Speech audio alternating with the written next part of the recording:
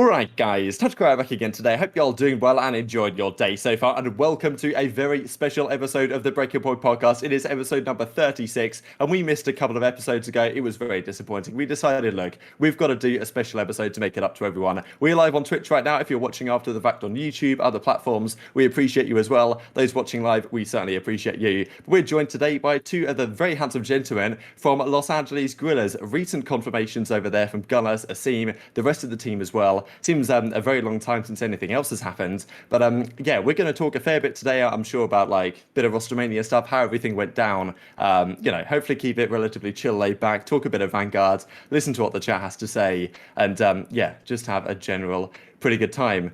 Gunless, how are you doing? You're looking good. The glasses are fantastic. Thank you, thank you. I'm feeling Adam, you good. killed that intro, man. I did. Appreciate it, man. Yeah, the back of my head, I was like, yo, how many times has he rehearsed this to like get it to this point? Because like it was like straight into it, like no like stop, no stutter. I was like, oh, I'm kind of jealous. And his Appreciate it. voice I mean, changes yeah, no, the immediately. voice changes. You have to go to like the radio DJ type voice. You know how it is. But I mean, like when you do like 1,000 feet, nah. See, people say he's a natural. Like, I disagree with that. If you go watch the first videos that I was making way back in the day, shambles. Practice makes perfect, But Brad. yeah, you do 1,500 videos or whatever, then you get relatively good. But I mean, obviously, you guys like I saw some content coming out. I think it's like LAG seem to be killing the game, to be honest. Like you were at the facility or something, it seemed. Yeah, no, I really like the content team. They're really active. I think they're really trying to transcend their content game from the last 2 years. Um, but yeah, I was just in LA. They invited me over. We filmed some videos. I think they have a right approach as to what they're trying to do, and it's more. I feel like they're doing more so like gameplay and gameplay reactions than like actual real life stuff.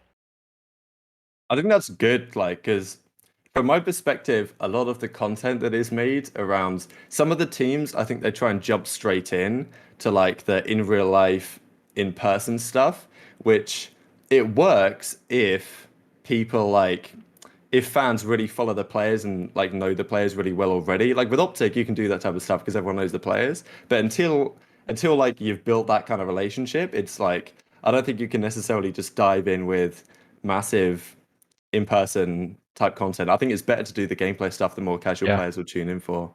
So I think they've got the right idea there. Is it like, I know we were kind of talking about this just as the episode started, but is it difficult to kind of like adapt to doing that content stuff? Because I saw you in one as well, Gunless, talking about how kind of the team came together. Like if you haven't done much before, because it's been a big discussion lately, right, about some players, the likes of Methods and Zuma that have like been killing it on their stream. But like I think it's a bit of a step right from being like just a player generally to then doing content. Like it's a different vibe for sure.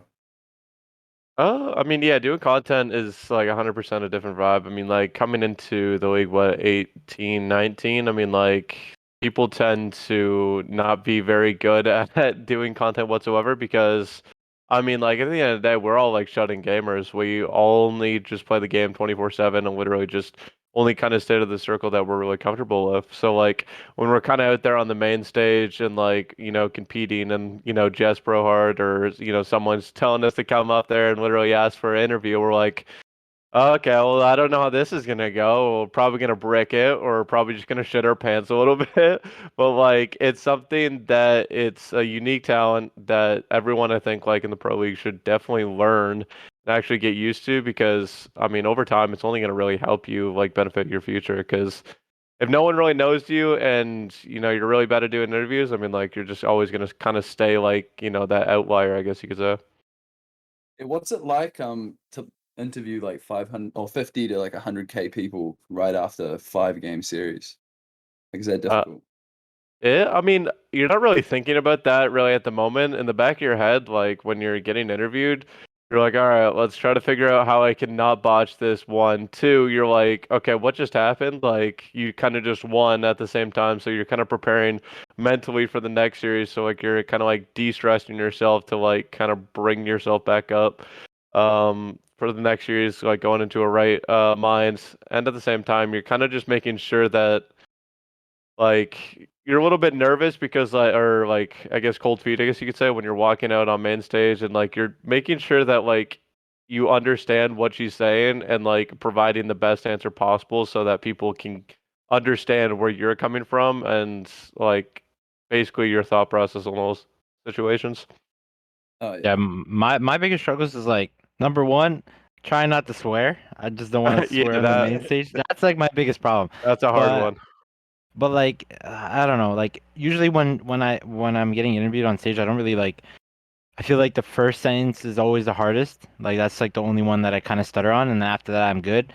But and like the third like main struggle I have is like not giving up too much info about like whatever the question may be. But besides that, like I don't really get nervous when it comes to interview time. I actually enjoy it a lot. Oh yeah. Surprisingly, Did a you find lot of it? players are pretty good at Yeah. it. Yeah. I Did you feel like find that's it a way CDL though. easier? Sorry, go ahead.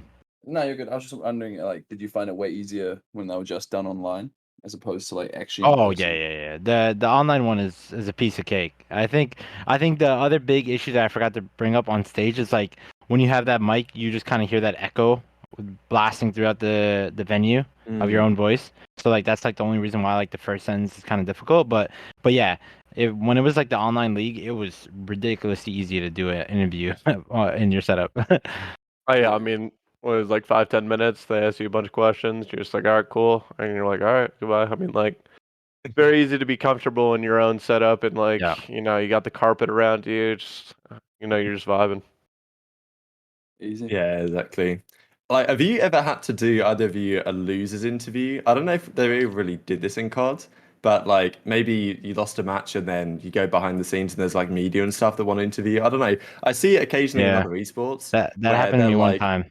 yeah, you lose and it's like, I don't know if I agree with that, but Nah, I mean, I mean the Chicago Huntsmen versus 4-1 last year in Modern Warfare. They were like, oh yeah, like come do an interview with your brother, and it's like, oh yeah, yeah, that one, yeah. of course. It's like, yeah, like, well, like, they're twins and everything. Like, they love each other. But it's like, bro, like, everyone, like, is anyone ever happy? Like, or so you just lost? Yeah, come do an interview real quick. And you're just like, what? Like, I'm like on the verge of just being so severely down bad, and you're just saying, yeah, come do an interview real quick. Like, I don't know. Yeah, I I never had I really to. feel like understood why it's they did that. disrespectful. During Major 5, after we lost against 100 Thieves in the lose bracket, I don't remember who it was, but they needed an interview from the team, and I was like, you know what, screw it, I'll do it. But it was really difficult. Just after losing, having to answer a bunch of questions, it's kind of hard to get your brain to process and actually say stuff. Yeah, I Yeah. understand like doing it when you lose from the winners bracket, but once you lose and like you're out of the Yeah. tournament, out of hmm losers, That's that's where different. it's Different like, story. don't talk to me. I'm about to put a hole through a wall. Like I'm out of here. I don't know how Like, they expect like answers at that point. like at the old tournaments, like the old MLG tournaments, you were like, like if you lose in like group play, right? Like you had like a scuff signing or something like that. Like for me, it would be like, all right, I need like 5-10 minutes to like reset my brain, and then like once you get to like talk to all the fans and like see how like cool they are and like how like they basically travel from like different countries or not different countries and different states and stuff like that, and kind of just getting to talk to them, like that kind of brings up my mood like a lot better. But like when you're just asking literally questions for media outsources, it's just like come on, man, like oh, how did you lose this? And I'm like, I don't know, like what do you expect me to say, kind of deal, like. I get that. It's an interesting point. Like, I think that the fans in the venue, like, I saw something that was like, "What's your favorite COD moment of all time?" or something, and I saw someone say in the reply that when the fans returned for Stage 5 Major or something this year, and I thought that was a decent one, just because like the difference it made. But back in the good old days when you, as you say, you had scuff signings and stuff, I guess that wasn't really the case this year. Cool. Let's dive a little bit into the off season. I'd love to hear both your perspectives on how, like, kind of how things were leading up to this Los Angeles Guerrillas team forming. So I guess we can start with Gunless here. Like, I don't know how long it was ago, but I heard quite a long time ago that like the team was just chalked, everyone was going to be gone, like a while before the end of the season. I don't know. I don't know if you want to say it doesn't matter, but like I think that Seattle were maybe trying to go their separate ways a long time ago. I don't know if if the entire season had been offline, do you think it would have gone different this year for Seattle? And obviously there was a lot of talk as well about the organization for Octane, especially about some questionable decisions being made on the management side. And some people were suggesting that maybe if there was someone to be built around, it was going to be, maybe it should have been yourself if there was a player to keep. I don't know if that was possible with the way the contracts might have gone, if it was bought out from the Huntsman. So yeah, would be great to hear how things kind of went from your perspective on Seattle, kind of thinking maybe you wouldn't be on the team any longer, or when did that realization come into effect? Basically start from the beginning. I mean, when I first got on to Seattle, everything was kind of good. Everyone kind of excited to kind of jump right into it and be and just put in the time and the effort. I got the team with Preston again. Love that guy. And Dan, somebody that I've won 3 championships with back in World War II. So, and obviously Sam has always been a top 3, top 5 AR for pretty much the most past couple years. So I mean, I was ecstatic. I mean, being able to team with those group of gentlemen again. But it was definitely a weird situation. I remember literally pacing back and forth between my apartment over and over again because we literally had no idea what was going on. What people don't realize about Rostermania is that it's very pandemonium. So there's days where your phone could be constantly blowing up and you literally wake up because of it, and there's days your phone's just completely dead and you have to literally try to figure out something, what's happening, what's going on, what are people doing, and what do I need to do, kind of deal. So it's a very stressful time. I'm glad I'm past it, but during that whole time, it eventually I don't know, just out of nowhere one day it was all right, we're all good. Everyone's getting signed under Seattle, and I was okay. I was all right, I guess that's something I just don't really have to worry about anymore. Kind of going into the season, uh, I mean, yeah, I feel it's very hard. We had a lot of potential to begin with, and I just feel online didn't really help us whatsoever because that team, in my opinion, would have done a lot better on LAN. Now, I'm not saying we would have been a top 3 team whatsoever, but I do think we would have been a top 5 or top 6 team in terms of that. If cause more just the effort level, putting in the time and the effort, and just kind of overall team vibe would have probably been 90 times better than it actually was. Because what I mean, we were just constantly losing. I mean, that's not that's not a good feeling at all. I mean, we won one match and I was literally getting up and jumping. I was holy crap, we fucking did it. But yeah, I mean, it's just not a good team vibe if you're just constantly getting, crapped on literally from every single team in the league, and you're just you kind of just start losing hope. I mean, for me, I was still putting in literally all the time and the effort, every single day, but over time, it just becomes discouraging, and that's kind of what that Seattle roster kind of went down to. But then once we got announced LAN for Major 4, Major 5, because we didn't know if it was actually going to be all online this year or all on all on LAN. And it was kind of just a question that was literally up there in the air. And then I guess we were just constantly going online. And then midway through, we're all right, yeah, Major 4, Major 5 is gonna be on LAN. And we're okay. It was a breath of fresh air being able to get on land, get in front of, a stage and everything like that. Even though there's no fans at all, it was still the same vibe that yes, we finally actually get to play on an even playing field, because our internet situation on that team wasn't the very best. We had two people in Atlanta, one person in Texas, and one person in Houston, I believe. So we were always screwed to get the server every single time. And for some reason, the server for us, the St. Louis server, it should be the best server possible for us all time for Atlanta, right? I'm paying 19 to it in every single other game. Uh I play this game or Cold War, I get 60 ping. I'm Yeah, okay, something it was doesn't really bad seem for right us too. here. I was this doesn't, yeah, you guys as well had it, the same problem with it. I was what's going on here? It's Bad not my server. internet. And then they're all right, we're gonna put you on, when we played against LAG, like they would put us on a Denver server, and I was like, okay, like how does this make sense? Like me and Dan are literally in Atlanta, and we're pinging like 70 and 80. Oh, I was trust me, like, I played on Denver all the time from yeah, Toronto, dude. yeah, Asim even knows. It's like, all right, That's what we played on when we played LAG too. like that like doesn't even make any sense. But I was like, all right, whatever. But like the thing that like kind of was not fair to me whatsoever is that, well, even like even EasyMac can even say like we pinged like 50 to 60 literally to the Atlanta, or not the Atlanta server, the St. Louis server. And when the Texas teams we played against played on the St. Louis server, they were pinging like 20 and 30, and we were like, okay, this doesn't make sense. Like, why are they pinging literally almost double less than I am? I mean, that didn't help whatsoever, but like once we got to LAN, everything was kind of a lot better. Like, it just showed that like we actually could do something with that, and it was just a nice breath of fresh air. And then obviously we managed to upset some teams going into the Major Five. I thought for sure you guys like going into the year, because you guys kind of had like the Florida setup from last year, where you guys were kind of like split in between like a bunch of different servers. And I thought for sure you guys, because like the St. Louis one, I was like, well, all you guys are gonna be pinging great to that. The Chicago one, all of you guys would ping great to that one. And then there was obviously an Atlanta server. And then like it did like the opposite. It actually like hurt you guys because the St. Louis server for some reason like didn't Yeah. respond well to it to Yeah. like the people on the East Coast. But people like the fans didn't know that though. It's like the only problem with like the online league was a lot of people were like example Toronto Ultra and me specifically hated the Atlanta server. Like anytime we played on it, big chance we were gonna lose. Same way with Pierce and St. Louis server.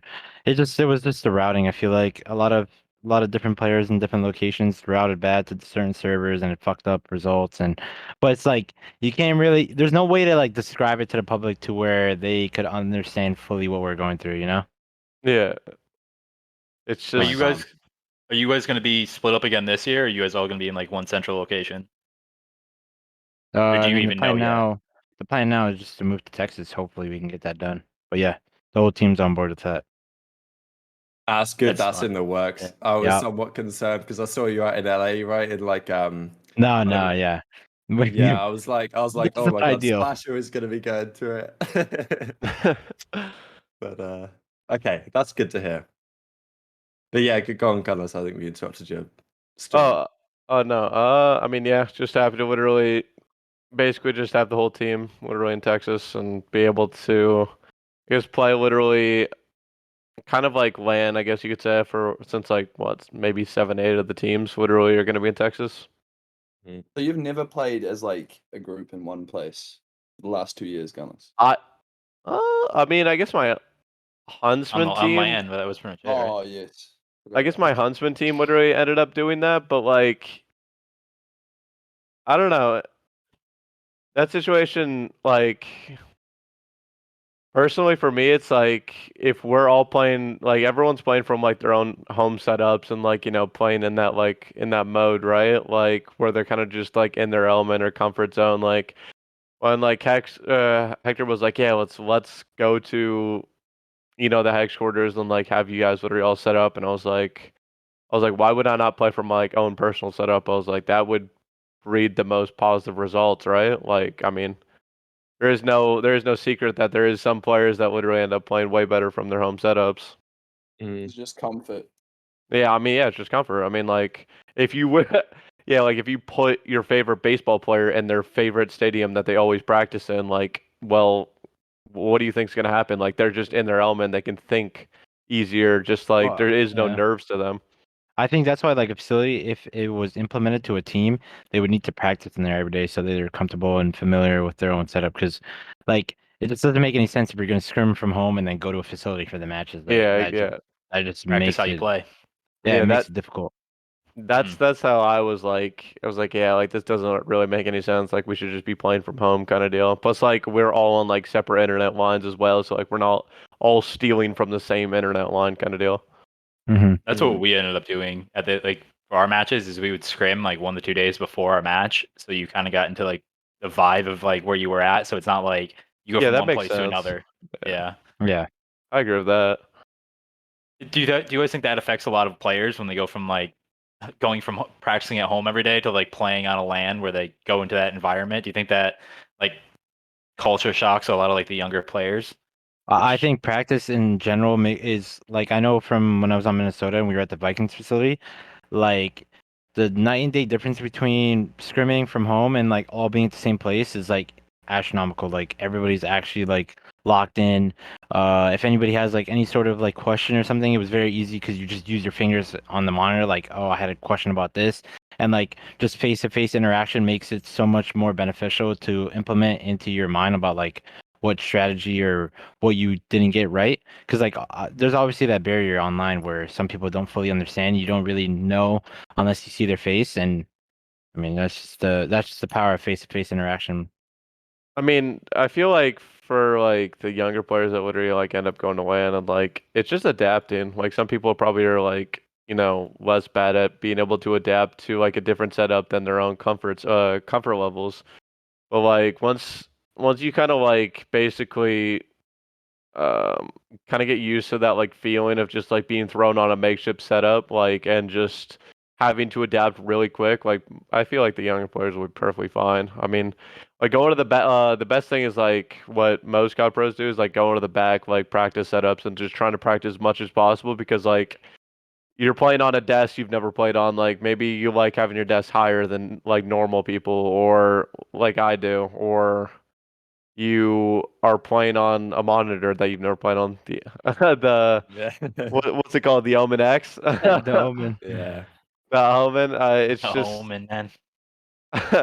it's basically just like, yeah, just adapting fast and like basically gaining that like ability to do that. I mean, after that, like it's just pretty much just like all mental. I feel like. I mean, I guess I don't know. I'm very different.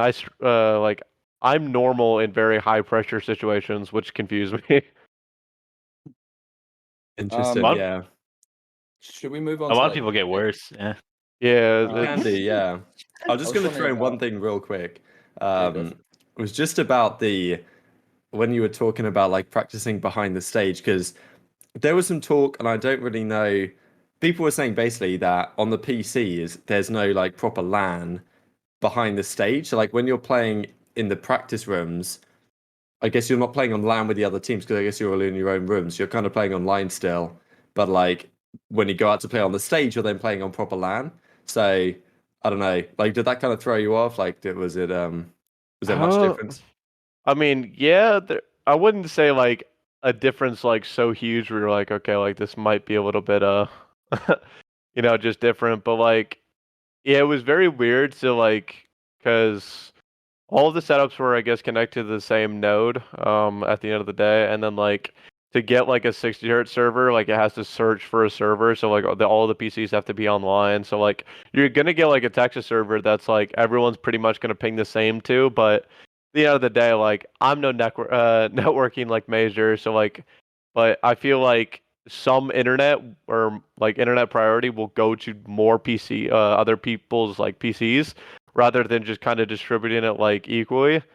So, I mean, there was definitely a little bit of the times where you're like, okay, like something doesn't seem right here. This guy just like literally blew me away. Like I just died. Um, Towards as you go up on main stage and you're like, okay, like it's usually like the first couple of kills for me. I don't know how it was for like Asim. It's like, all right, like now I know like what I can do and what I can't do Yeah. versus to like going into the back and playing online. Yeah, no, I think Pearson nailed it. Like it's just like you can't really practice fully on what the match is, but after a few couple kills, like you kind of get the feel of what it's gonna like the differences between the practice arena and the actual match.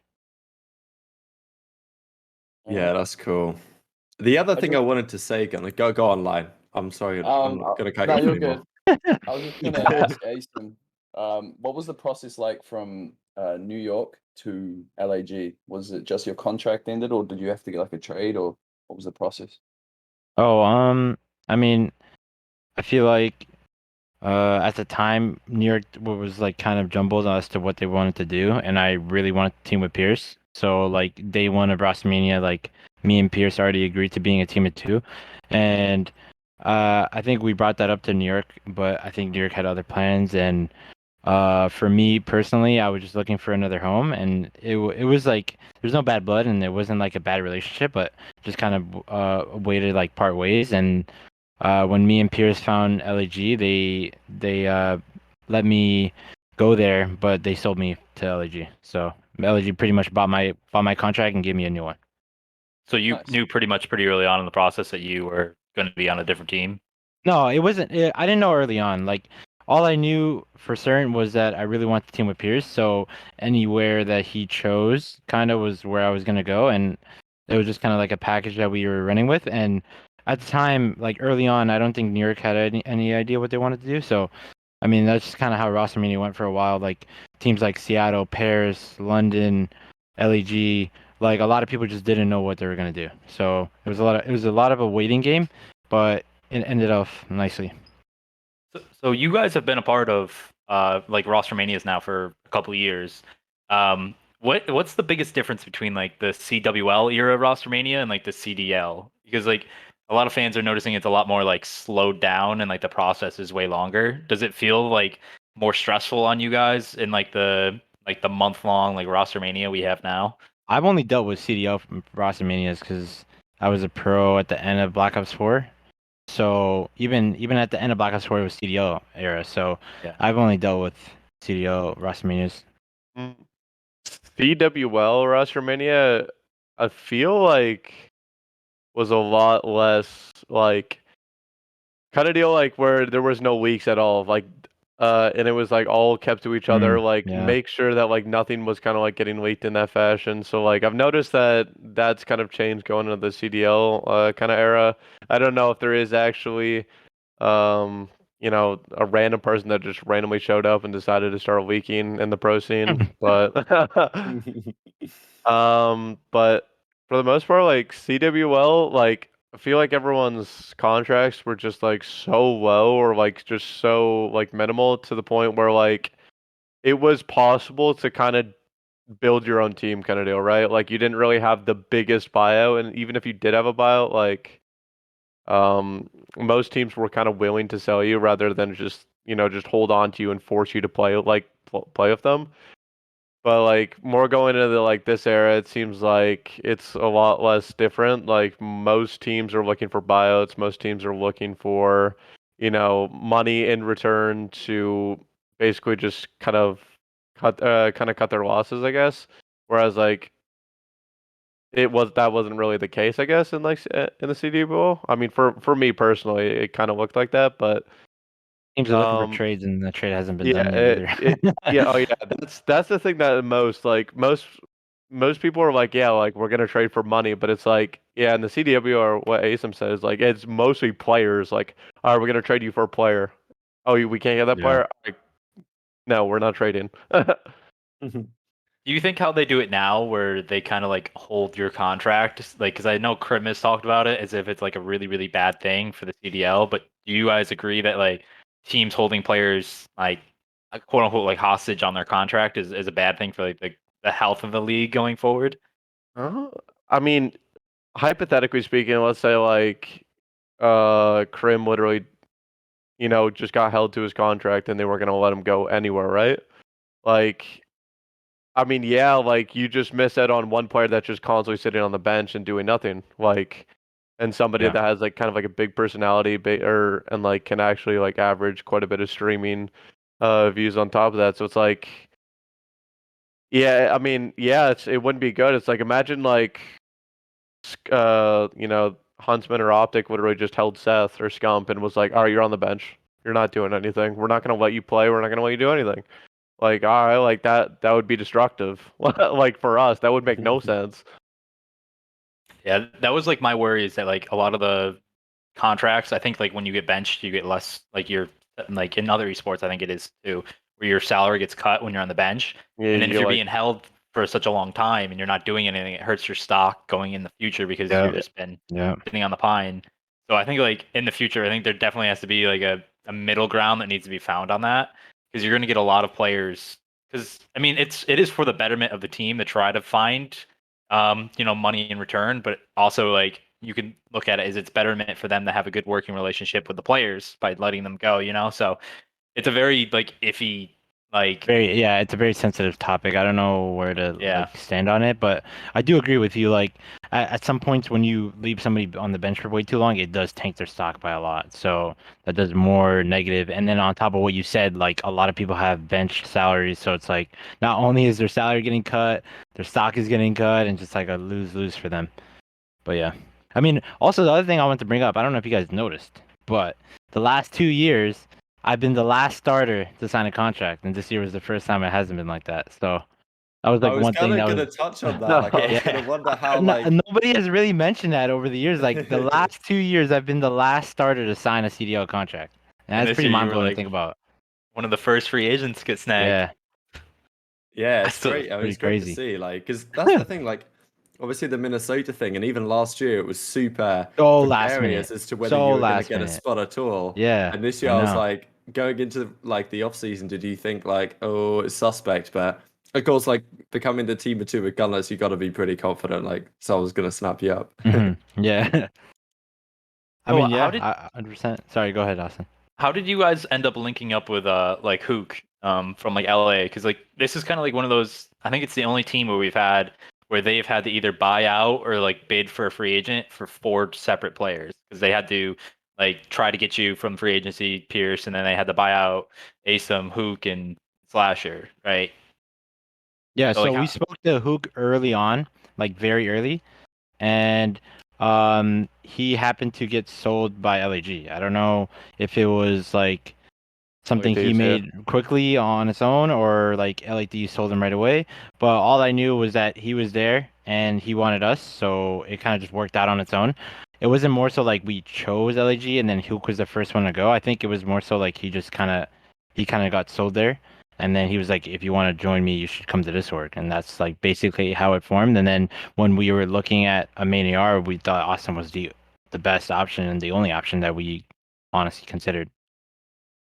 That makes a lot of sense. Was there any other orgs you were like thinking about? Like as Hook was, you're kind of talking to Hook, but maybe there wasn't any pressure. Like maybe you were thinking about other teams. I mean, it's tough to know Yeah, on these like the teams, time the to be time honest. window was so short is what I'm saying. Like even if we had any consideration for any other org, like Hook was already on LAT or LAG, so it was like Hmm.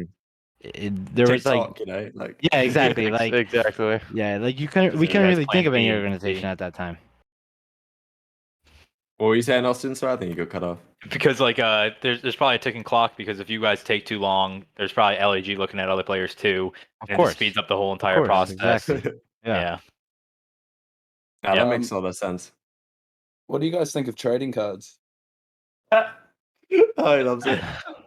Trading cards, I remember at major 4 or 5, I had to sign like 100 of these sticker things. So I don't know what's going on with trading cards. I know Lionman, you probably know much more than me, but if you would like to let me know what's going on. No, Are you a part of no, it? Are you getting left out? What's going on, man?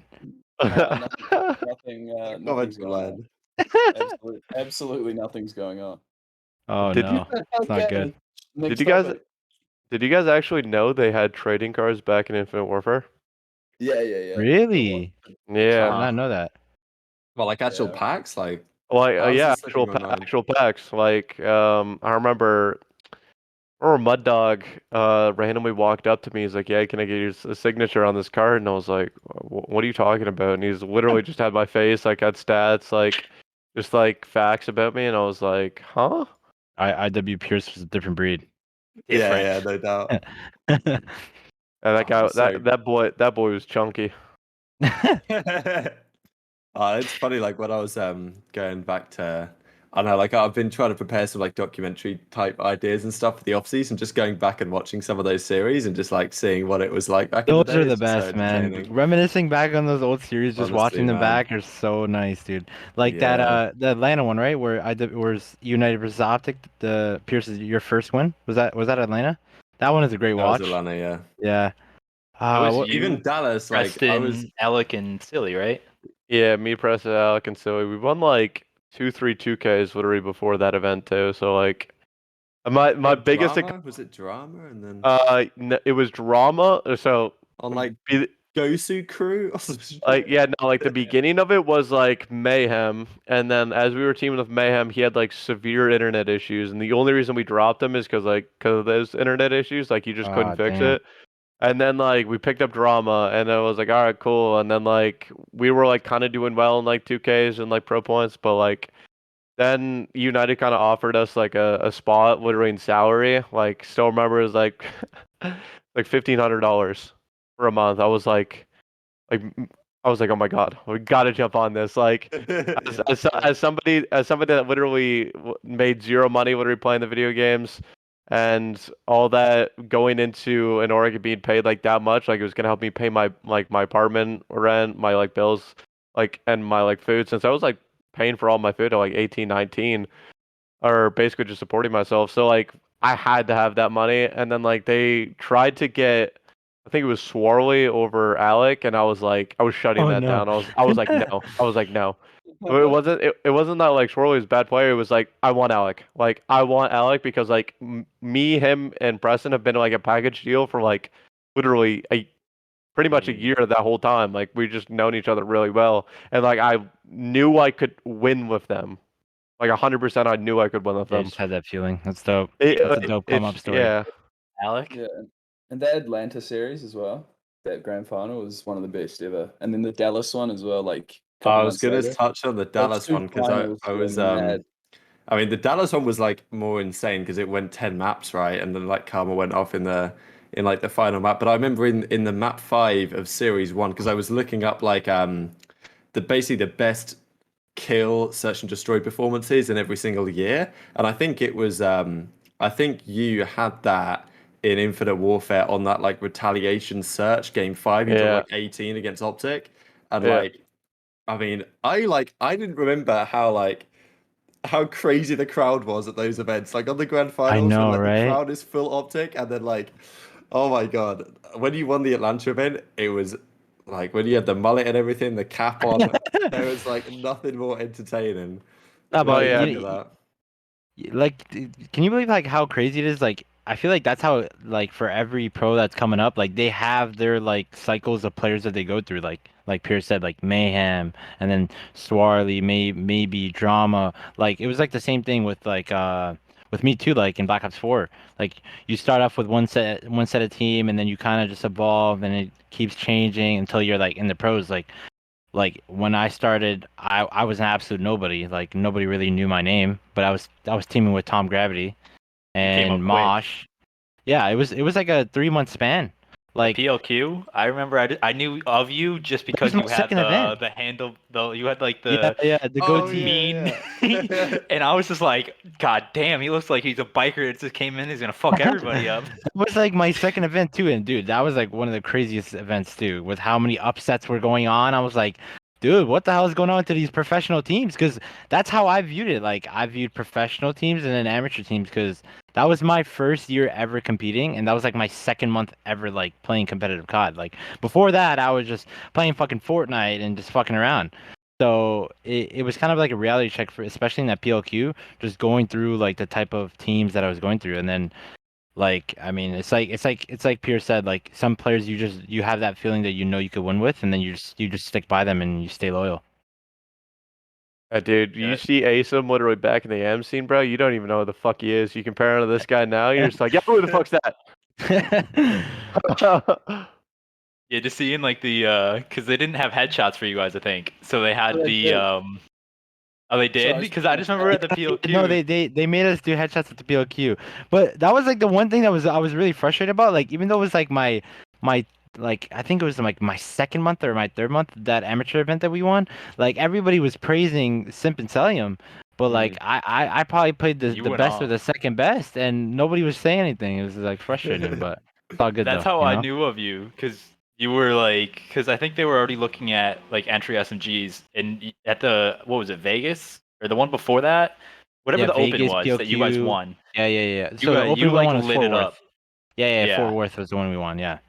And you guys had like an insane comeback. I think it was on a hacienda. It was like 100 to like That was the 247. 2K. That was the online 2K where Okay. it was like 40 to like 200. And I remember you You won dropped that? like yeah, they won it. and he dropped Yeah, like we won it. It was on there was like a Hacienda too, the grab hardest slam map at to the come I back. end. remember this. It was I just remember watching that. I was like, God damn, that's insane. And then back when, because like going back to like what you said, there was like no leaks. So like when like the FaZe thing started like coming up, and I heard that like they were looking at you as like the fifth guy. I was just like, hell yeah, that's the handlebar Yeah. mustache. And guess what? Like it wouldn't have been possible without RJ and Tommy. You know what I mean? Like when you stick by those, like because at the time RJ stopped coaching the main team and he started coaching us. So just right then and there, like especially like anybody knows that the franchise is like chances are the coach runs the team. So I mean, with that being said, RJ was forming that squad with Zuma and Red Reserve, and they just thought like they needed an entry sub, and they brought me in.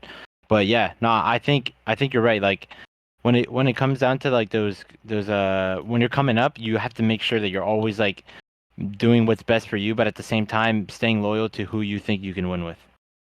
Yeah, you see that a lot. Like with our team in Modern Warfare, you had that with like Mike, Preston, Chris, like Tyler. They're all like best friends growing Yeah. up.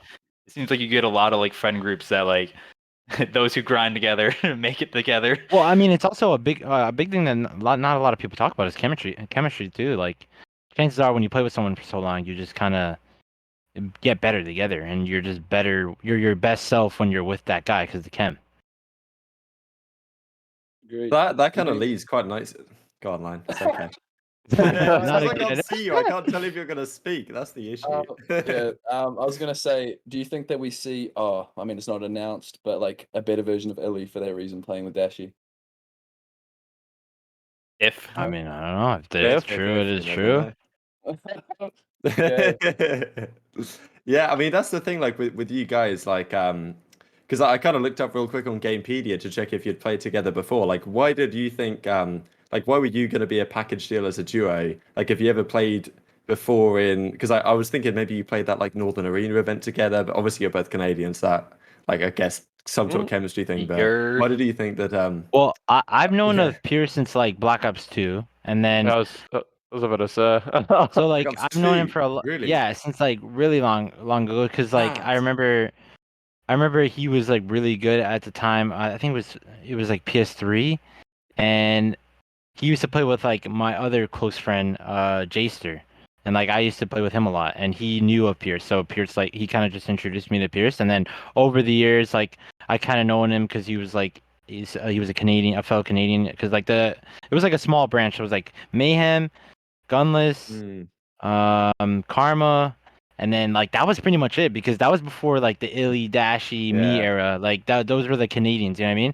And then like last year when he was on Seattle, he kind of just like got introduced into our friend group, and Pierce is like one of my best friends now. So I think that was like a big reason why we decided to team up. And Huke was another one too. Like Huke's always been in my friend group since like World War II. So me and Huke are very close friends as well. I was about to say, I was like, feel like I've known Kyler literally since like probably dating all the way back to like IW. Because like it's I don't know, it's just kind of that like friend group like era like where you're just kind of like talking like I don't know he seemed like basically just like our aspirations just matched up like he was a grinder played the game a lot and just was disgusting so I was like and he was fucking guy's way too nice of a kid as well so it's just Mm. like I like how can I not like you like Yeah. And I know with Austin, Austin won a lot with Pierce, but when I moved to Texas in June, Austin helped me a lot with like moving and getting me like just comfortable in Texas and like a whole new country. So like shout out to Austin for that because even though he was on LA Thieves and I was on New York at the time, he was helping me a lot with like the gym, just hanging out with me every day and helping me move. And I just got close with him too. So like that was a big reason why we formed the squad was like team culture and like having that kind of chemistry. So like everybody on this team is like really close, and that's like a big reason why it was formed so quickly and announced so quickly. Yeah, it's really undervalued in a lot of teams. Like Yeah. when they go into the free agency period, a lot of teams just try to stick a bunch of players together that are like talented Exactly. to see if Yeah. it'll work. And like you need to like hit that upper level and to like there's difference between like doing good in tournaments and then like competing for championships. And if you want to do good, like sure have like some flashy players see if they work together chemistry wise. But like to actually compete consistently, you definitely need that like extra You need level team of culture. Yeah, Yeah. you do. I mean, like if you look at the past couple years, like every team hits their stride for one stage, right? But the only teams that consistently are on that top level is teams that have actual teammates that are actual team that value each other in a way that others don't. You know what I mean? Like they lose, they don't just sit there and shit talk each other. They actually go through their problems and just work it like together. So I mean, that was a big reason why me and Pierce wanted to play with each other was, or just wanted to start that original team was like just trying to build that foundation of team culture, and then that way that'll carry us on throughout the years. Because I'm kind of just sick of being on teams like that where you have a great stage and you have a bad stage, and then everybody wants to make changes, and it all and the root of the changes are not because like the team won't work. It's just because people aren't willing to like sacrifice their ego or just have that kind of bond that you need to win. Yeah, I was about Yeah, to say, I was like, oh, sorry for cutting you off. No, you're good. You're But good. that's what I was about to say as well. It's just like it's very rare that like teams nowadays, even in like the league from like past years, like you can go into scrims, you're playing together and everything like that, and like you just go and kick it like after scrims, you just go and hang out like together. Like that, like one like little aspect is like very important like for longevity and like just yeah, just team culture and like actually, even if like people are like, yeah, like doesn't play like a factor like into it, but like eventually it always ends up, doing that. Like it will play a factor because like you don't like your teammates. Like if you don't like your teammates, I mean, like you're not probably probably gonna do well. So like that part as well is just like knowing that like at any time like we're finished scrims, I can be like, yo, you guys, like, I'm comfortable enough with them where I'm like, yo, like, you guys want to go see a movie or something like that, like, or like ask like somebody to go and get food with me. Like, that's something that like I've never had before since like we'll all be like sort of living in the same space that like I can actually like do and be like, all right, like, no, I don't have to be like scared of them in a sense or like, kind of like basically just like only be teammates of them. Yeah, I think that's the hardest part to like develop for new teams too, and like having like that friendship already attached to it is like I think really important because like as soon as like what you were saying earlier, is something like every team like most teams have like a really good stage and then they fall off.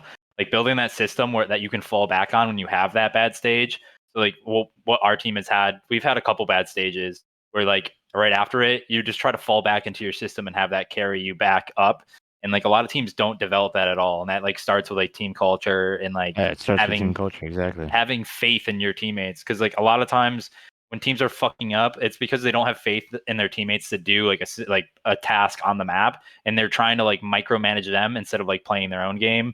And Yeah, exactly. like if you resent your team, like if you start not liking your teammate and resenting them, it just instantly just makes your team have a lower and lower cap to like the Mhm. height that they can reach. So And I it's like definitely like exactly what you said though too with the micromanagement. It's like when you're struggling, every player on the team is like trying to micromanage each other, and that just makes the situation where it's like way worse. Like a lot of times when you're hitting your shot as a team, it's like you're not even thinking, you're just flowing. You know what I mean? Because everybody knows what they need to do. And once you start overthinking and try to micromanage your other teammate, that's just when the trust is gone, the faith is gone, and everybody's trying to do it all. yeah, I completely agree with course. that. Of course, that's the thing. SlasheR's the final member of this team. We haven't really talked too much about it yet. I thought I'd kind of get your take on how things went a few years ago, because of course SlasheR and Huke have teamed up quite a lot with mixed success, right? Back in Advanced Warfare, had quite a few seconds, I think, and were very, very strong. Before Huke, of course, like CWL came into effect, he had to leave to go to Halo. In World War II, it wasn't quite so pretty for those two over at Envy. And of course, for you guys, right, Gunless, obviously you had fantastic success in the last two events at Anaheim and then Seattle, where you won with on the Rise Nation team. But obviously, like it wasn't all sunshine and rainbows, right? Yeah. Especially towards the end. Like, do you think that Asim and the kind of culture and the chemistry is going to help with keeping everything on a level track, or is it more of just the fact that like you've got a few years older now, like the scene in general is more mature, but also as a team, like it'll be easier to kind of put differences aside?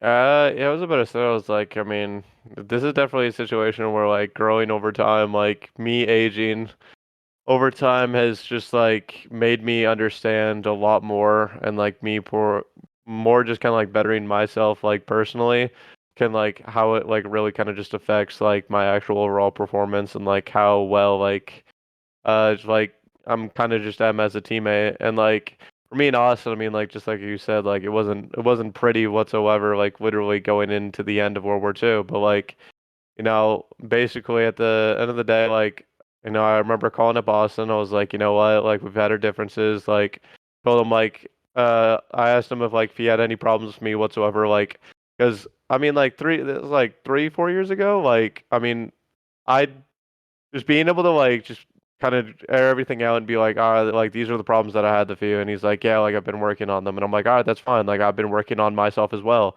So like there is no room to judge whatsoever. Like as long as you are working on like the bad things, because like every single player known to man like has one bad aspect of them that they really have to try to really work hard on.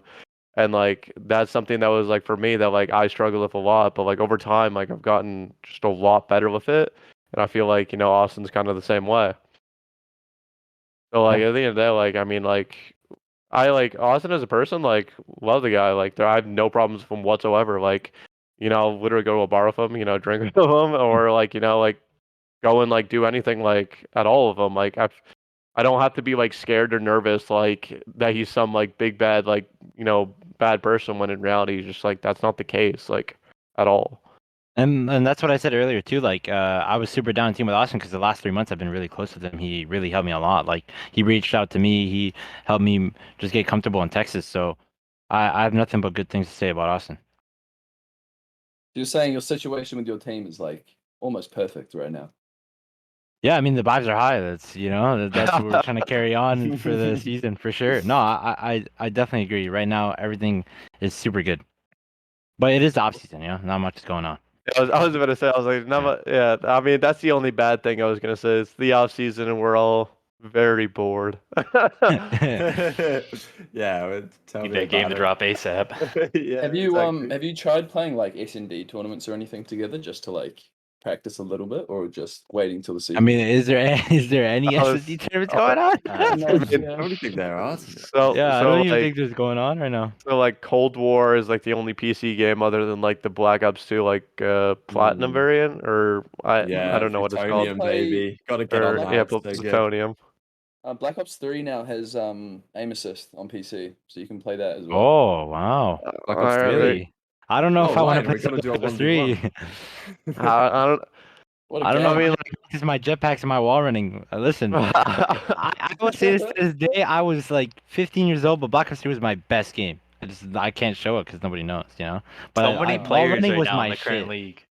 Like I would love it if we got jetpacks back. So many of I the current players know. were I nasty know. back in the day. I Do you wish, think that man. Black Ops happens 3 in was the the next best. like 3 years? We'll see another jetpack code. Maybe in 3 years. No, I don't I think don't think before so, then. man. I just think I that top 8, was it top 5 most disliked YouTube trailer video of all time? Infinite Warfare. They probably see that and they're like, never again. wasn't one of the yeah, it was Infinite IW. Warfare, right? Yeah, Yeah, It was the Yeah. Infinite Warfare trailer. It got the most disliked yeah. video on YouTube. They Like did it's like top jetpacks one 5. too many years, and that's just